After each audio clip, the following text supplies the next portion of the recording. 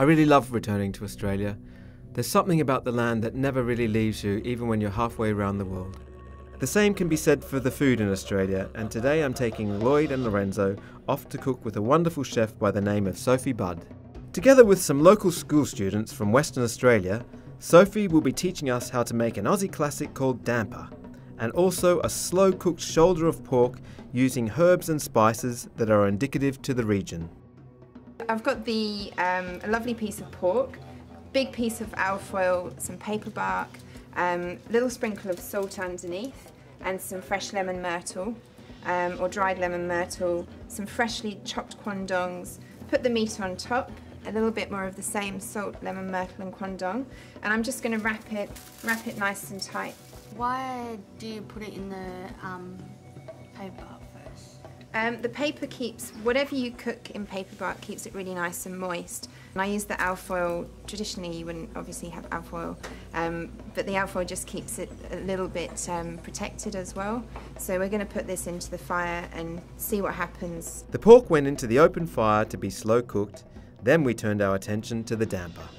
Damper is a traditional Australian soda bread that has been prepared by stockmen and drovers for many years. We're just doing a similar crumbing technique as if we was making a short crust pastry or an apple crumble topping. So we're just basically just to get the butter going all the way through the flour, rather than you just having a big lump in there and trying to stir it in. It's just the best way to incorporate the butter into the flour. Okay guys, same as the boys, I'll get you started. We'll need to add a little bit more water in a minute. But really go around so you're getting all of it mixed through, so get all the dry stuff off the edges as well. Very sticky bulk. Nice. And then just flip it. Okay girls, if you want to tip the pot up and just sort of pour a bit of the jam out. That's it, keep going. Like that? Keep going. How much? Whoa, stop. And then just spread it all on the dough.